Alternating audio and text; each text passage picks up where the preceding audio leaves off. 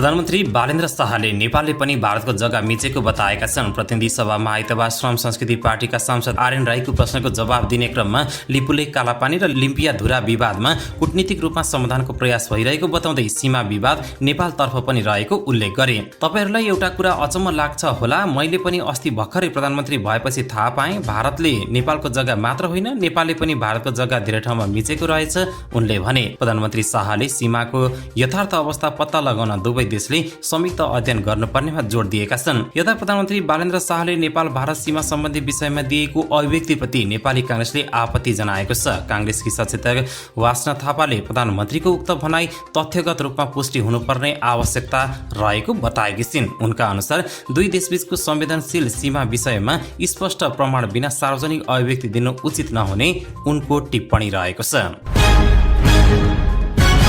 नेकपा एमाले सभामुख डोलप्रसाद अर्यालले बोलेका केही शब्द संसदीय रेकर्डबाट हटाउन माग गरेको छ। प्रतिनिधि सभा नियमावलीको नियम 56 मा रहेका व्यवस्थाबारे सभामुखबाट गलत व्याख्या भएको भन्दै एमालेका प्रमुख सचेतक ऐन बहादुर महरले यस्तो माग गरेका हुन्। प्रधानमन्त्रीसँग प्रश्नोत्तरका लागि 3 दिन अगाडि प्रश्न लिने व्यवस्था कहीँ पनि गरिएको छैन भनेर रोस्टमबाट भन्नुभयो। त्यो प्रतिनिधि सभा नियमावली विपरीत छ। म यसमा नियापत्ति गर्न चाहन्छु र स्वयं सभामुखको त्यो शब्द संसदीय रेकर्डबाट हटाइयोस् भनेर माग गर्न चाहन्छु उनले भनेका छन्। आइतबार प्रतिनिधि सभामा प्रधानमन्त्री बालेन्द्र शाहले आकस्मिक रूपमा संसदहरूका प्रश्नको जवाफ दिएका थिए।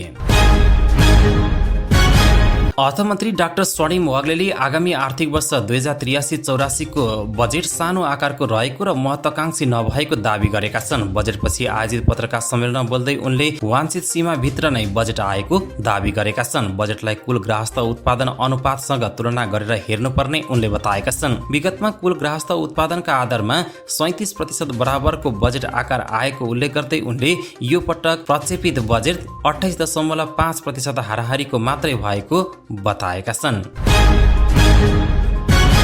शङ्खसभाको भोटखोला गाउँपालिका 4 सिरेक स्थित कोशी राजमार्गमा सुक्खा पहिरो खस्दा खाँदबारी किमाथाङका सडक खण्ड पूर्ण रूपमा अवरुद्ध भएको छ। शुक्रबार दिउँसो सडकमाथिको भिरालो भागबाट ठूलो मात्रामा ढुङ्गा र माटो खसेपछि यातायात सेवा ठप्प भएको हो। पहिरोले करिब 15 मिटर सडक पुरिएको जिल्ला प्रहरी कार्यालयले जानकारी दिएको छ। पहिरो खसेसँगै उक्त मार्ग हुँदै आवत जावतमा रहेका यातायात तथा सवारी साधन प्रभावित बनेका छन्। जिल्ला प्रहरी कार्यालयका प्रहरी प्रमुख प्रहरी नायब उपरीक्षक कुमार प्रसाद मैनाले स्थानीय तह तथा सम्बन्धित निकायसँग समन्वय गरेर सडक खुलाउने प्रयास भइरहेको जानकारी दिएका छन्।